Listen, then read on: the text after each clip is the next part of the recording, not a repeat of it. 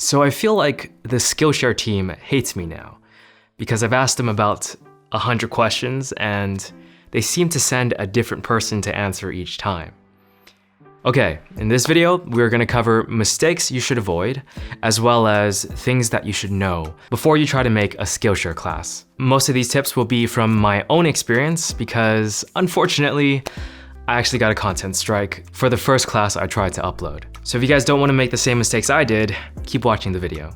Tip number 1, read the class guidelines thoroughly. Did you know that you're not allowed to make classes on fitness, math, pets, or dating? So if you had ideas of teaching people how to do flares or something like that, it's an idea I sort of had, consider those dreams crushed. So I'll leave a link to the entire teacher handbook for you guys to see. You guys should definitely check out all the rules, read it through. Like, I've read it through it like 10 times now, ever since I got that content strike. A lot of them are actually pretty obvious, like making an intro or making sure that your videos are high quality, like people can hear you, making sure that you're actually teaching something valuable from you and not just like grabbing somebody else's material and like repurposing it. So a lot of them are obvious, but there are a couple ones that I feel have a lot of nuances, and that's what's gonna lead us to tip number 2, which is to avoid self-promotion or anything that might seem like it in between the lessons of the intro and conclusion. So you can self-promote in your intro and conclusion, but not any of the other lessons. You guys might be wondering, how exactly did I get a content strike? So the first course that I made for Skillshare, that was totally fine. I uploaded that and no content strike. But my habit course that I made a couple years back, that actually got a content strike because I basically just took that course because I had all the videos saved and I just dumped it on Skillshare. And what ended up happening is those videos had a little bit of self-promotion, which was like 3 videos that said, hey guys, I actually made a video on my YouTube channel about this topic, so check it out. So yeah, that counts as self-promotion. And another thing that counted as self-promotion was I created an outro where I had Dreamlit spelled out, and that apparently counts as personal branding. So I had to take that out for every lesson. That's quite a lot of lessons I had to go through. So something you can actually do that doesn't count as self-promotion, that's sort of confusing and I had to ask them and email them about, is you can mention your video on YouTube as long as you're using it as a reference for teaching. So let's say I was teaching a class on Premiere Pro and I decided to mention a YouTube video I made. I can do that and then reference, hey, look at this edit that I did. This is how I did it in Premiere Pro. So that's a case where you're using it as teaching material instead of just like saying, check out this video, because it's related to the topic we're talking about. So just be careful not to actually say I made something and not use it as teaching material. However, one exception to the self-promotion rule is that you can self-promote your other Skillshare classes as long as it's related to the thing that you're teaching. So for instance, if I had a class on color grading and I was teaching a class on the basics of Premiere Pro, I can be like, hey guys, I actually have a Skillshare class that dives deeper into this, and you guys can check that out, and then go into the lesson. And that is one of the many questions I asked them through email, so rest assured that should be fine. Okay, tip number 3, just because someone else is doing it on Skillshare, like another teacher, doesn't mean you can do it too. So I was watching a Skillshare class by Ali Abdul, a productivity YouTuber, and on his about page in one of his classes, there were a whole bunch of links, including like a kit link, and I was curious to whether or not I could do the same thing. Of course, I feel like the assumption is, they're doing it, so it should be fine, But I was extremely cautious because I already have one content strike and 3 and you're out. So I ended up emailing them about it, and here's how it went down. Okay, they said, hi Scott, thanks for reaching out. Blah, blah, blah, blah, blah, blah, blah, blah, blah. Okay, not yet. Okay, so basically they gave me like a general rundown saying I should read the class guidelines first.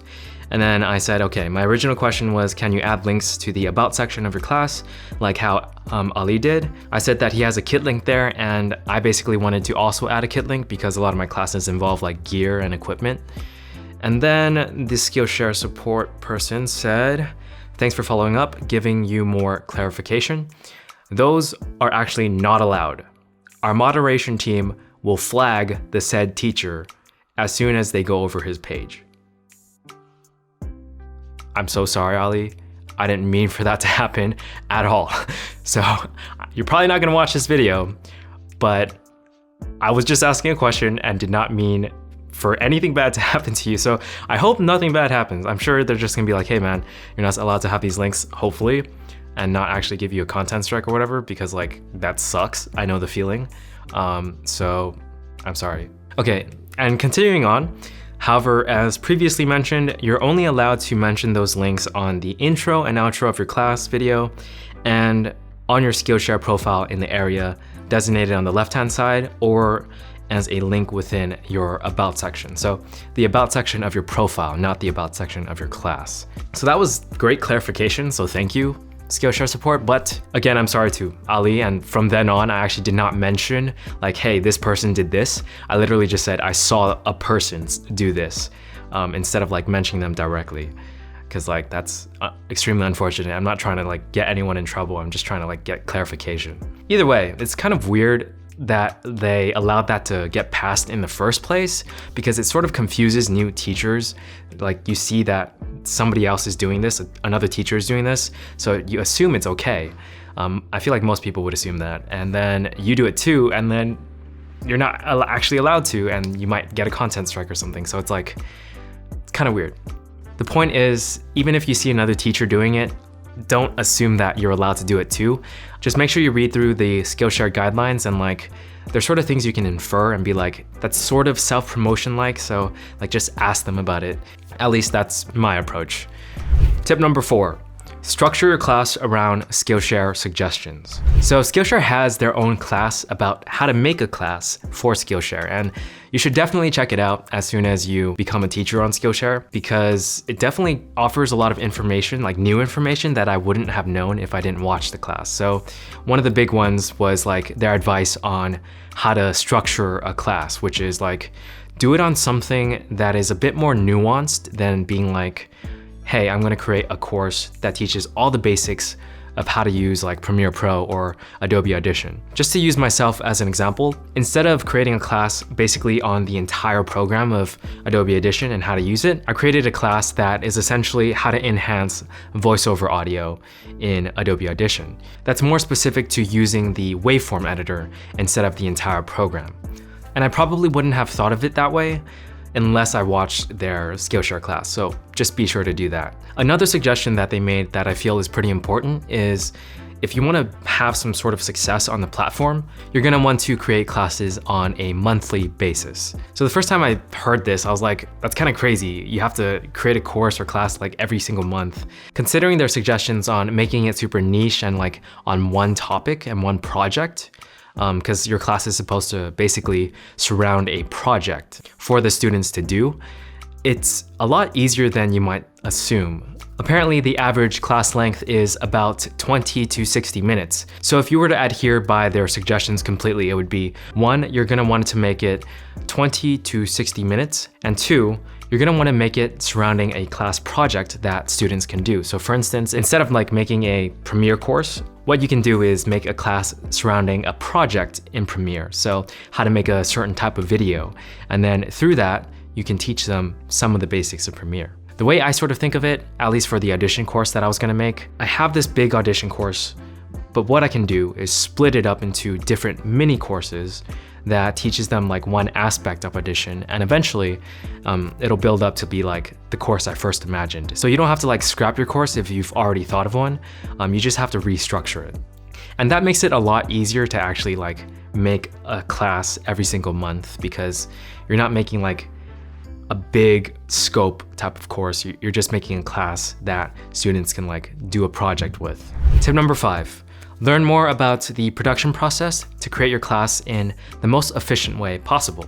So this topic is way too extensive to teach in this video, but I'll give you a basic rundown on how to stay organized and what are the steps I would follow if I were to create a class again.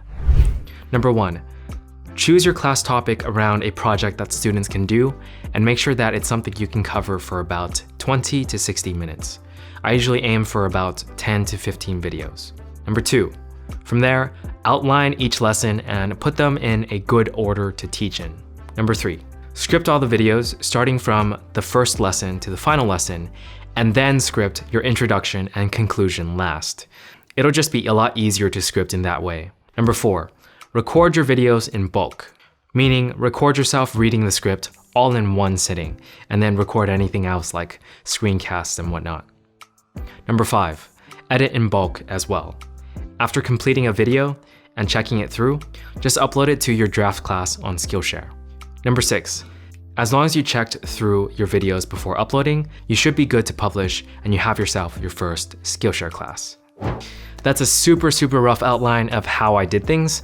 So next week, what I'm gonna do is upload a video of the entire process that I went through for my Skillshare class, the audition one for voiceover, and I'm gonna break down each part of the process in detail. So be sure to subscribe if you don't wanna miss that video. And that is it for this guide. I know that creating a course sounds like a very challenging and daunting task, and it sort of is, but I hope that by going over my own mistakes and the lessons I learned, you guys can learn from them and have an easier time doing it. I will say that once you finally publish that first class, it's a great feeling.